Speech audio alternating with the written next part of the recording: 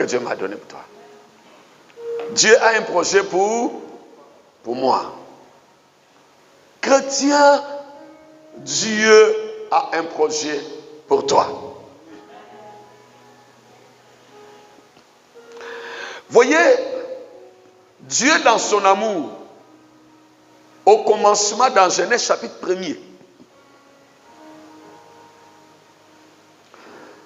le verset 26, la Bible dit, puis Dieu dit, faisons l'homme à notre image, selon notre ressemblance, et qu'il domine sur le poisson de la mer, sur les oiseaux du ciel, sur le bétail, sur toute la terre, et sur les reptiles qui rampent sur la terre. Dieu créa l'homme à son image. Il le créa à l'image de Dieu. Il créa l'homme et la femme. Voici ce que la Bible nous dit. Le Dieu Tout-Puissant, il dit, je veux faire l'homme à mon image, à l'image de Dieu. Et selon la ressemblance. Voici comment Dieu il a conçu le projet. Avant de créer l'homme, Dieu il a défini d'abord cet homme-là. Ça, c'est ce qu'on appelle un projet. Un projet, c'est une vision. Quelque chose qu'on veut faire ou on veut réaliser. Peut-être tu as un projet de faire une plantation de café cacao. Et depuis que tu as ce projet-là, tu pries pour ça. Soit tu es en train d'économiser, tu es en train de chercher la terre ou les champs que tu vas payer pour réaliser un projet. Un projet, c'est une vision. C'est quelque chose qu'on veut réaliser.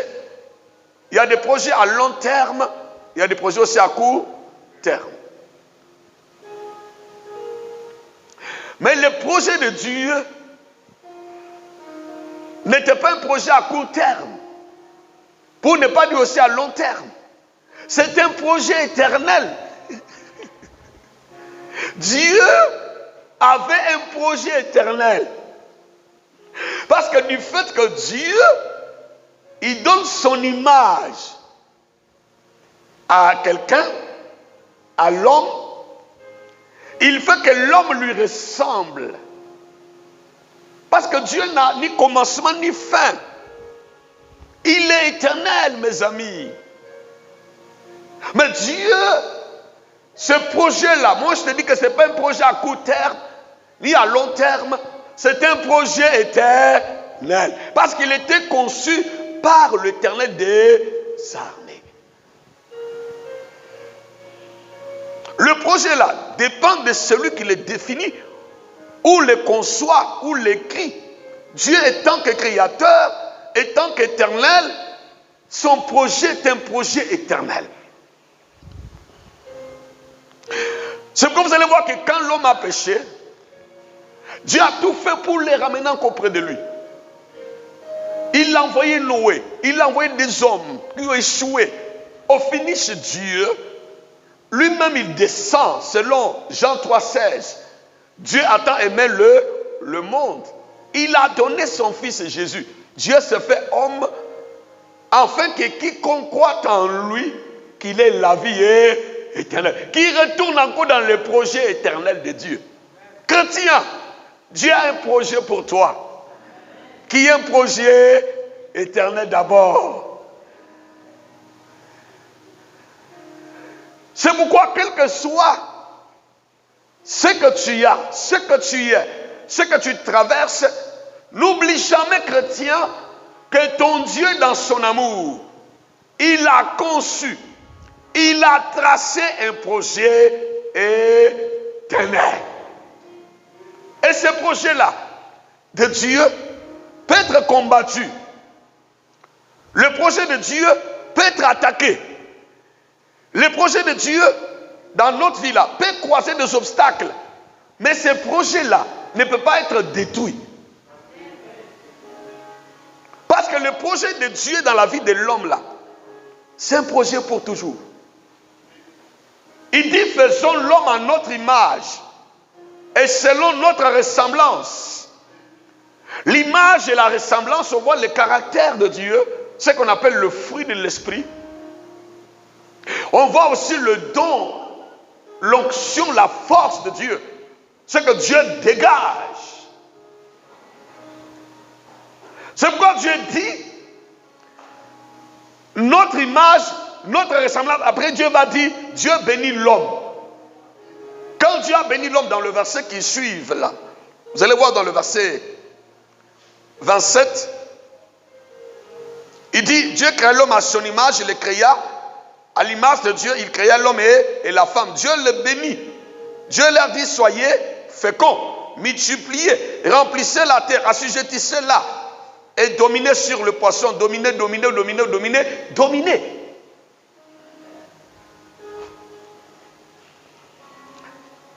Et ici, Dieu donne son caractère. Il est un Dieu amour, il est un Dieu 3 fois saint, il est Dieu de sainteté, il est un Dieu patient, il est un Dieu, il a les attributs de Dieu, ce qui font que Dieu est Dieu. Et Dieu donne aussi le pouvoir de dominer, le pouvoir de régner. L'homme qui a Dieu, c'est l'homme qui porte l'image et qui ressemble à Dieu.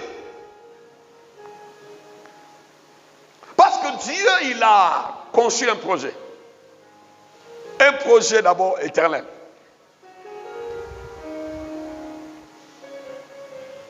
Et dans la vision de Dieu, la même manière que Dieu domine là, il veut que l'homme aussi domine. La même manière que Dieu est fort, il veut que tu sois fort devant la mort. Que tu sois fort devant les attaques. La même manière que Dieu, il a vaincu Satan, les démons, les sorciers. Dieu veut aussi que tu puisses vaincre aussi les attaques et les oppressions. Chrétien, Dieu, il a conçu un projet pour nous.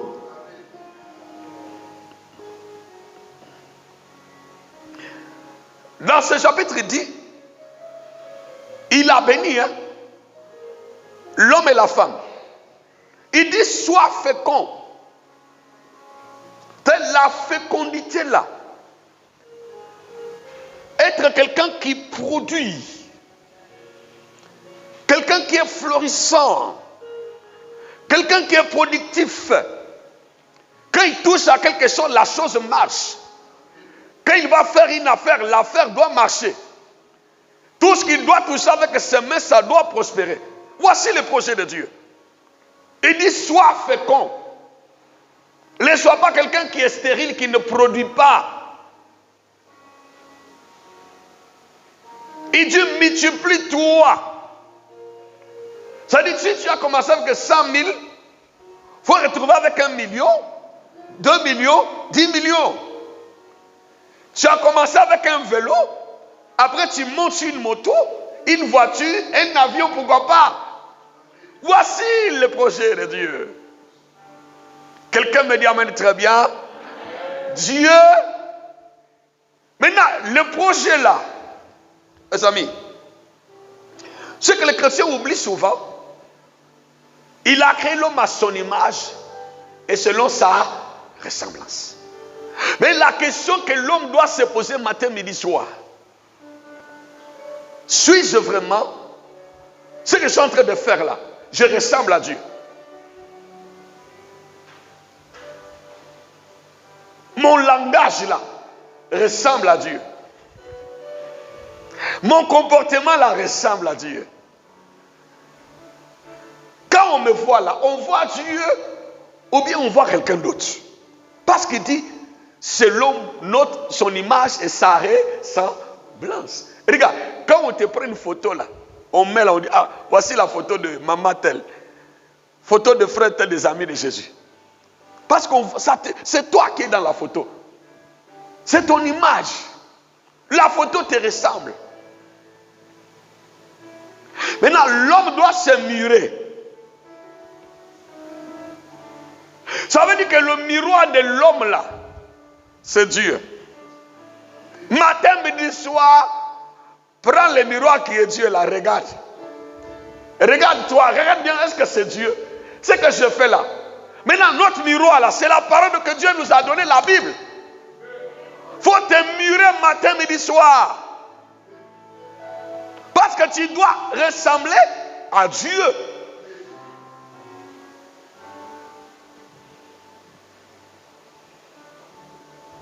Quelqu'un me dit, mais très bien.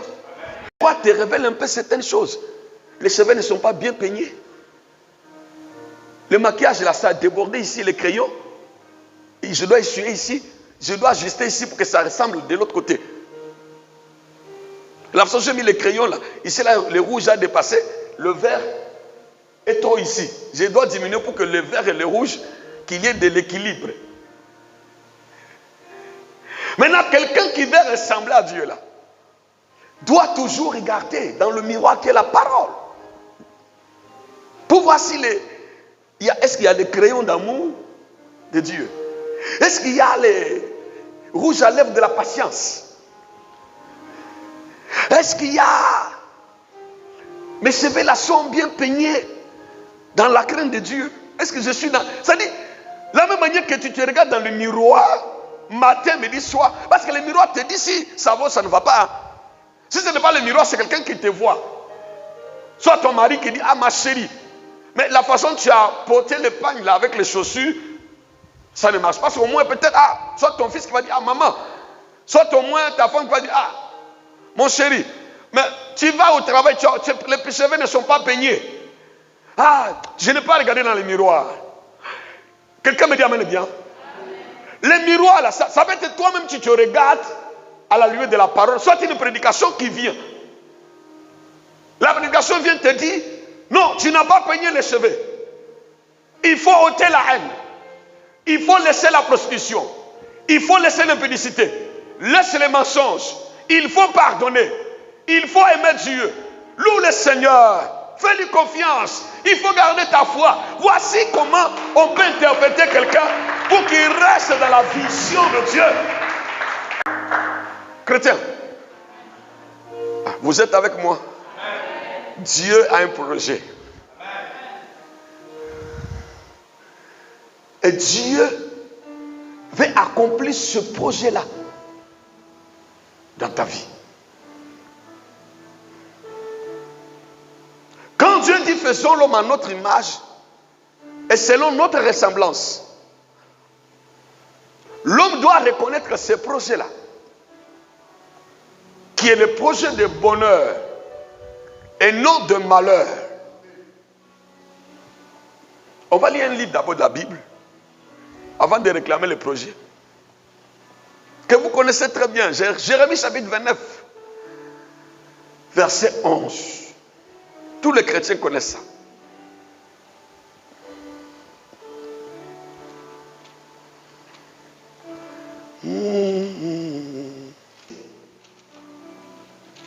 Amen.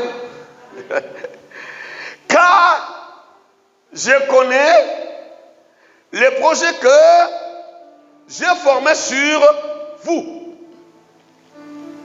Mes amis, celui qui connaît le projet là, ce n'est pas mon grand-père, ce n'est pas ma grand-mère, ni ma famille. Parce qu'on est, des fois, on sort des familles où les familles avaient des projets.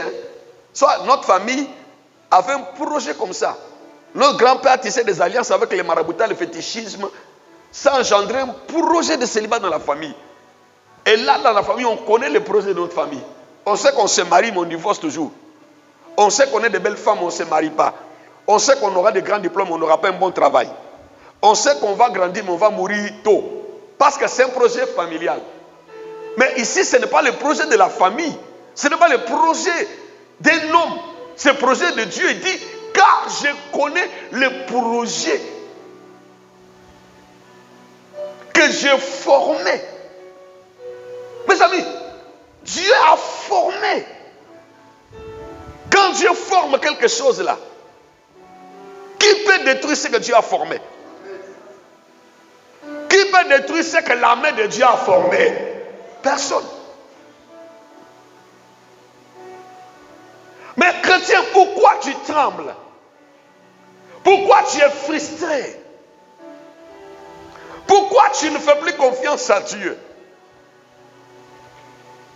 Pourquoi tu as peur? Pourquoi tu paniques et dis, car je connais le projet que j'ai formé sur vous. Mes amis, quand quelqu'un il connaît le projet, il a la connaissance de son projet. Même quand les gens y parlent, les gens ils disent beaucoup, mais lui il est assis tranquille. Parce que lui il connaît son projet. Il sait sur quoi il compte, mes amis. Celui qui a formé le projet là, il est plus grand que les cieux et la terre. Il est plus fort que Satan, les démons et les sorciers. Il est plus fort que la maladie et la mort. Il a vaincu la stérilité et le chômage. Il est sorti du tombeau le 3e jour. Il est le roi des rois. Quelqu'un me dit amen bien ce soir.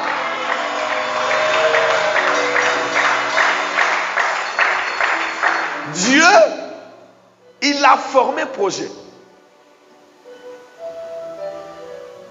Moi, ce qui me plaît, vous savez, l'homme, il est corps, l'homme, il est esprit, il est âme. Hein? Comme Jésus l'a dit à Gethsémane, la chair est faible. Mais il faut disposer l'esprit. Des fois, Satan veut nous faire croire que c'est fini pour nous.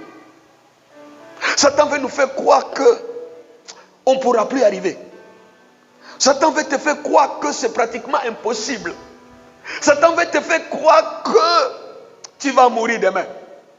Il veut te faire croire que c'est fini pour toi. Mes amis, il ne faut pas écouter Satan. Écoute celui qui a conçu le projet. Moi, je suis dans un projet actuellement là. L'église Amis de Jésus, nous sommes dans le projet qui est formé par Dieu. Quel que soit ce que Satan fera, il va remuer sa queue. Il va libérer le feu, libérer la flamme, la mer rouge, Pharaon et son armée. Mais nous, on sait que Dieu nous a dit qu'on va quitter le pays de Pharaon. On va aller sur la terre de Canaan, dans le pays où coule le lait et le miel. Quelqu'un me dit amen ce soir.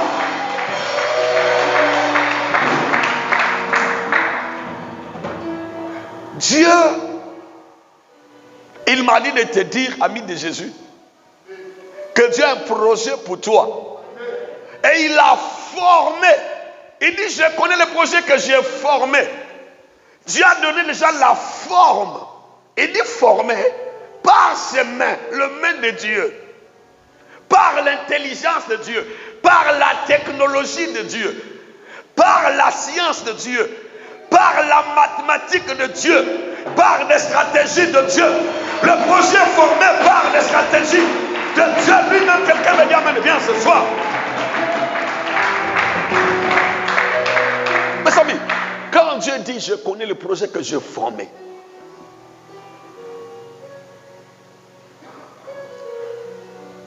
il l'a formé avec l'intelligence de Dieu. Qui est plus intelligent que Dieu? Personne. Dieu utilise ses stratégies pour former. Qui est plus stratège que Dieu? Personne. Dieu utilise sa technologie pour former. Qui a plus de technologie, de science que Dieu lui-même? Mais pourquoi tu as peur?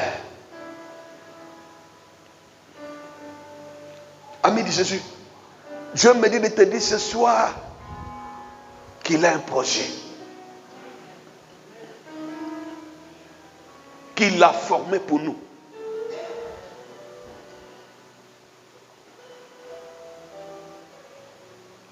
Car je connais le projet que j'ai formé sur vous. Mes amis, laissez Satan former ses projets. Laissez la sorcellerie former ses projets. Que les démons, la maladie forment leurs projets. Nous sommes sur la terre. Mes amis, les chrétiens, ils oublient qu'ils sont encore sur la terre. La terre, c'est comme un marché. Chacun vend ses produits. Satan vient avec sa tomate d'humiliation, sa tomate de sorcellerie, sa tomate d'envoûtement. Dieu aussi vient avec la tomate aussi d'amour, la tomate de paix. Dieu vient avec la marchandise. Satan aussi vient sa marchandise. C'est comme ça Jean 10 nous dit, le voleur vient avec le projet. Vient que pour dérober, égorger et détruire. Voici le projet de Satan. Mais Dieu aussi, il vient avec le projet. Maintenant, étant sur cette terre, dans le marché qu'on appelle le monde c'est comme un marché. Il y a les commerçants Satan qui vient.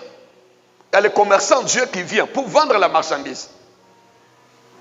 Maintenant, il faut être en esprit. Il faut avoir l'esprit de Dieu pour discerner que ça là, ce n'est pas la marchandise de Dieu.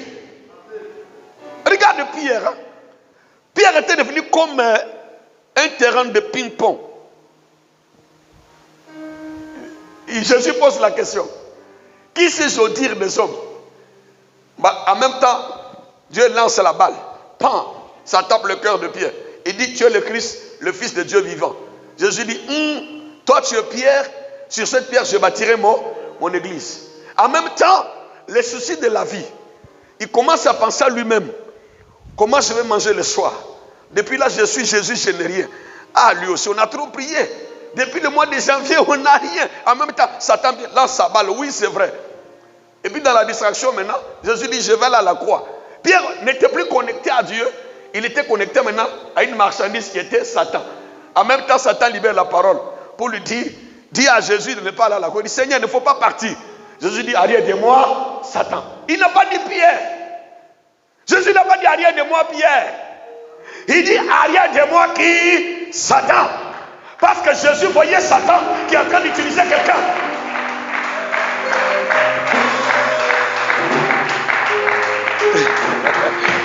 Attends. Quand quelqu'un fâché parce qu'on presse contre le péché là, c'est pas lui. Il ne faut pas prier. Il faut dire arrière de moi, Satan. Parce que ce n'est pas ta soeur ni ton frère qui est fâché. Parce qu'on parle du péché, on condamne le péché. Mais c'est Satan qui vient maintenant se présenter pour dire, pourquoi on parle de moi? Ne faut plus venir à l'église. Reste à la maison. Comment tu es fâché parce qu'on parle, on condamne le péché? Et tu te dis tu es chrétien. Comment ton cœur peut te faire mal parce que le pasteur a prêché contre le péché? Frère, c'est-à-dire, quand on parle du péché là, tu dois t'alléluia. Parce que le péché, c'est l'ennemi de ton Dieu que tu adores là. C'est l'ennemi de Dieu, c'est Satan sur le péché. Mais toi, oh, ami de Jésus, chrétien, c'est là il faut peser ta conversion. Non. Quand on parle du péché, tu es dans le péché. Ça doit te faire mal. Le mal que tu auras, ce n'est pas le mal de te fâcher contre Dieu, ni contre la parole. C'est le mal de te fâcher contre Satan et le péché. Tu te révoltes contre le péché pour dire, maintenant je dois laisser ce péché-là. La colère là doit être une colère contre le diable. Mais toi tu te fâches contre Dieu. Mais tu es dans quel camp? Oui. La Bible dit tous sont pécheurs. Nous sommes tous des pécheurs. C'est comme tu arrives à l'hôpital. On dit non. On découvre maintenant que tu as une infection qui te donne la toux. Toi, tu vas te fâcher contre le médecin, contre la radiologie, contre les laboratoires. Ta colère sera contre quoi? Répondez-moi. Contre la maladie. Tu dois chercher les comprimés. Tu vas dire, médecin, que dois-je faire pour être guéri de la toux? Il va dire, prends tel antibiotique. Maintenant, quand ça te fait mal comme ça, là, il faut revenir vers le médecin. Ah, pasteur, quel verset je dois prendre? Quel comprimé? On dit non, prends Jean 3,16. Prends Ésaïe 51. Prends psaume temps. Voici les comprimés que tu dois prendre pour être guéri de cette maladie. Maintenant, si toi tu t'assois pour être fâché contre les docteurs, les laboratoires, contre l'hôpital, je ne viens plus dans cet hôpital parce qu'on a découvert la toux, on a découvert mon infection, je ne vais plus voir ce médecin parce qu'il a découvert la maladie que j'ai. C'est un faux médecin. Attends, dans le monde là, tu vas dire non, le médecin là il est fort. Le même jour je suis parti, il a découvert ma maladie, il m'a prescrit les comprimés et je prie, je suis guéri, je suis en bonne santé. Gloire à Dieu, c'est un bon hôpital. Mais dans l'hôpital de Dieu là, tellement il est fâché contre le médecin, même offrande il ne fait plus. Chrétien, donnez-moi amen, donnez-moi amen, donnez-moi amen.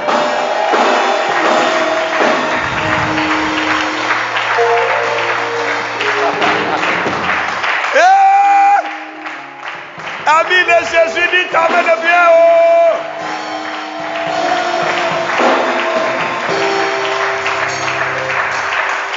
Dieu a un projet.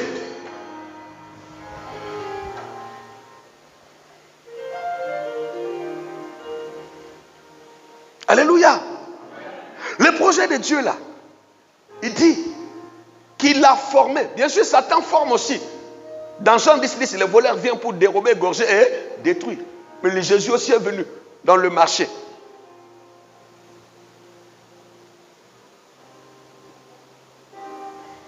Mes amis,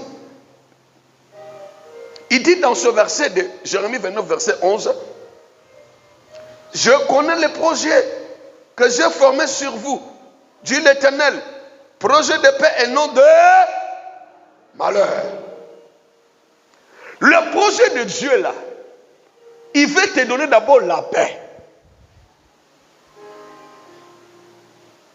Chrétien, lisez bien ce verset. Il dit projet de paix et non de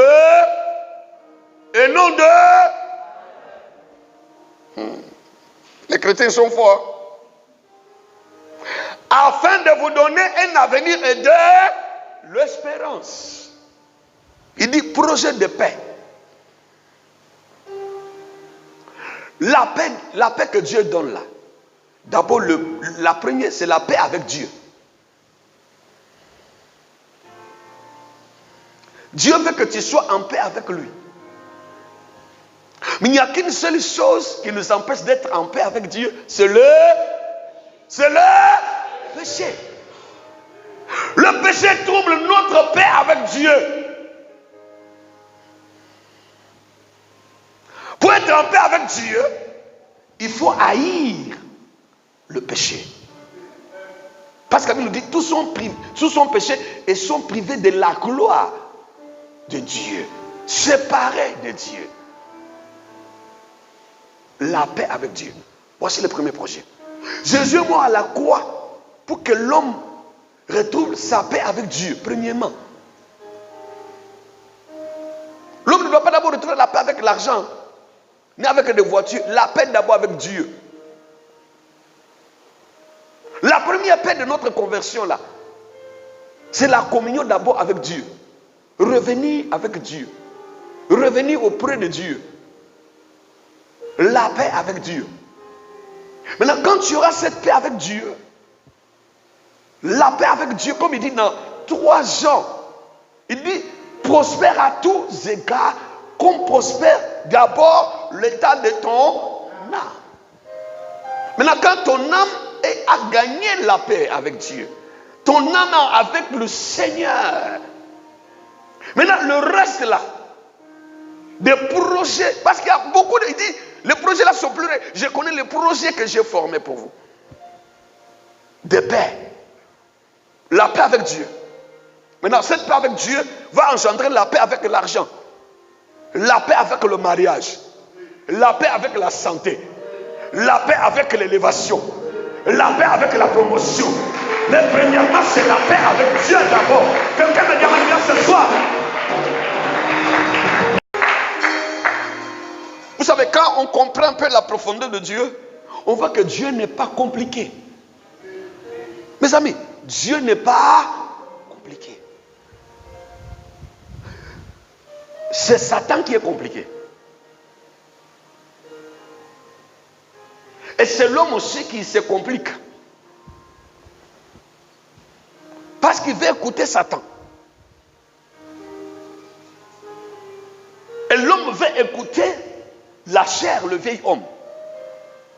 Et Satan passe. Satan, il est malin. Il s'accroche toujours vers la chair. Satan, non, il aime la chair. Il va te montrer que la façon dont tu as insulté là, il ne faut pas laisser ça comme ça. La façon dont tu as parlé là, il faut lui parler aussi. Satan va te montrer que si tu laisses ça, comment tu vas vivre. Satan va te montrer que vraiment, si toi tu obéis à Dieu là, tu seras malheureux. Parce que c'est le péché qui te nourrit. Et pourtant avant ce péché là, tu vivais. Il y a des gens, tu n'étais pas né dedans. Comme on nous a pressé sur, tu peux faire demi. Est-ce que tu as fait demi-tour? Amen. Amen. Donnez-moi un amen bien mis de Jésus.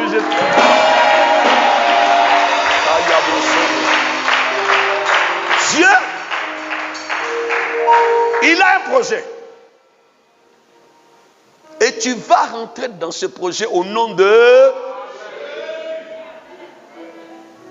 Mes amis, le projet est là. Mais le péché vient se mettre entre nous et le projet. D'abord, la paix avec Dieu. La paix avec son prochain. La paix avec la santé. La paix avec la richesse. La paix avec le mariage. La paix à tous égards. Prospère à tous égards, comme prospère l'état de ton âme et soit en bonne santé. Et dans ce Jérémie, il nous dit,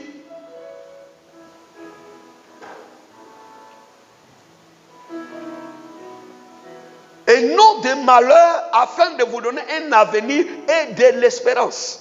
Dieu veut nous donner un avenir et de l'espérance.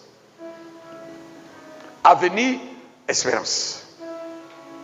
Il faut avoir de l'avenir avec Dieu. Même si tu n'as rien maintenant, mais tu as de l'avenir avec Dieu.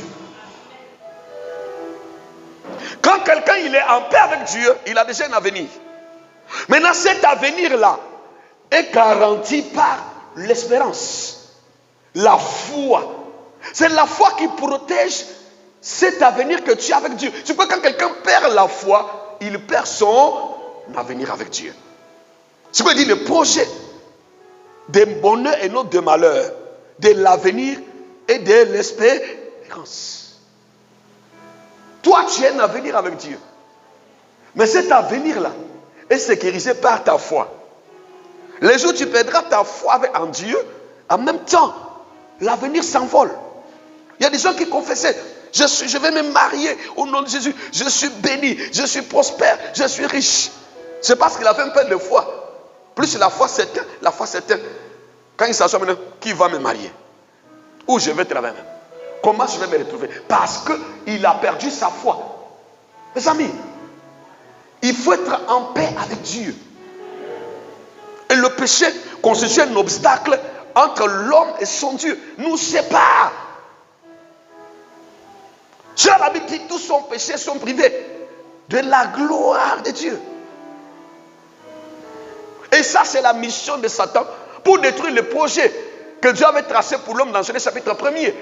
Satan est venu par le péché. Dans Genèse chapitre 3, il a poussé l'homme à désobéir à Dieu, à pécher contre Dieu. Et quand l'homme a péché, en même temps, le projet était freiné. Le projet était étouffé. Comme Dieu ne se répand pas de ses dons, et Dieu passait par l'agneau, il a tué un animal pour encore donner la gloire à l'homme, à la femme. Et Dieu a donné Jésus. Il est mort à la croix pour nous ramener encore dans le projet de Dieu. Israël était en captivité. Dieu a donné encore un agneau. Le sang coule en Égypte pour qu'Israël sorte encore, retourne encore dans le pays des promesses. Mes amis, Dieu, il a un projet pour toi. Mais il ne faut jamais dire que tu n'es rien, tu n'as rien et tu ne peux rien. Si tu es avec Dieu, tu as beaucoup de choses. Si tu es avec Dieu, tu es quelqu'un de spécial. Si Dieu est avec toi, tu es le meilleur. Parce que tu as celui qui a créé les cieux et là, tu es chrétien. Ne panique pas. Ne baisse pas le bras. Ne pense pas que les gens sont meilleurs que toi. N'envie pas le méchant qui prospère dans sa méchanceté. N'envie pas celle qui se marie dans le fétichisme. N'envie pas celui qui construit, qui compte des milliards, mais dans le mensonge, dans l'escroquerie et dans le péché. N'envie pas. Tu as de l'avenir avec Dieu. Ne regrette jamais ta vie de sanctification avec Dieu.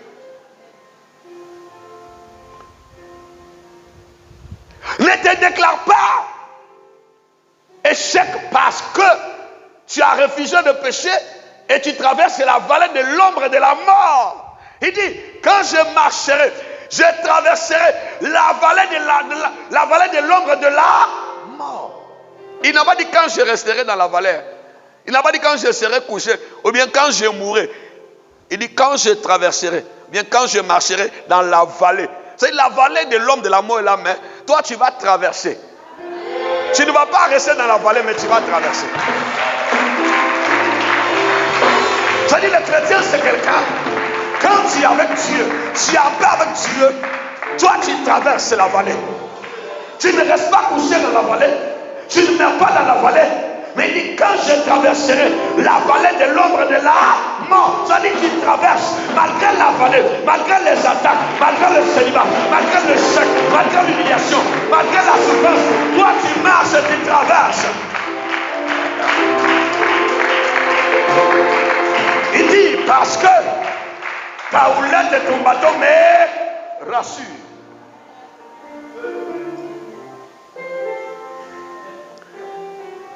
La houlette et le bâton. Deux instruments. Il y a un. C'est pour ramener la brebis sur la voie. Il y a l'autre là. Mes amis, quand la Bible dit ta houlette et ton bâton, il y a deux. Il y a un. Il sert de ramener la brebis. Quand la brebis vient en même temps, on tape. La brebis revient. Ça, c'est l'école de Dieu. Ça, c'est le désert de Dieu.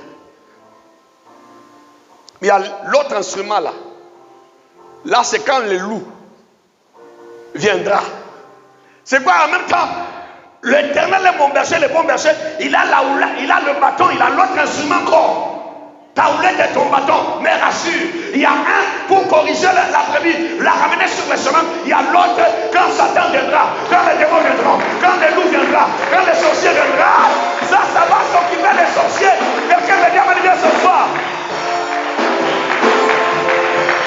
Mes amis, Dieu, il a un projet avec toi. Ce soir-là, tu pries la nuit, tu dis, Seigneur, tu as un projet avec moi. Le projet de bonheur et non de malheur. Oh, depuis que j'ai accepté de suivre le marché dans la sanctification, tout est dur dans ma vie. Et tu pleures.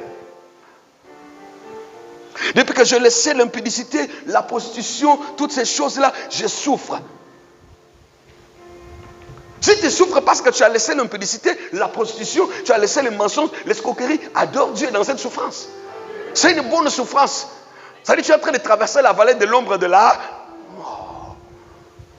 Tu n'es pas couché dans la vallée, mais tu traverses. Israël ne s'est pas couché devant la mer Rouge, mais il a traversé la mer. Toi, tu traverses la mer. La mer ne t'emportera pas. La vallée de l'ombre de la mort ne t'emportera pas. Mais toi tu traverseras. Quand toi tu marcheras dans la vallée de l'ombre de la mort. Je ne crains aucun mal. Parce que ta houlette et ton bâton me rassurent. Quelqu'un me dit à me dire ce soir. Moi je marcherai dans la vallée de l'ombre de la pauvreté. Dans la vallée de de célibat, dans la vallée de l'ombre de maladie, dans la vallée de l'ombre d'humiliation. Je ne crains aucun mal, parce que ta houlette est ton bâton. Rassure, acclame le Seigneur.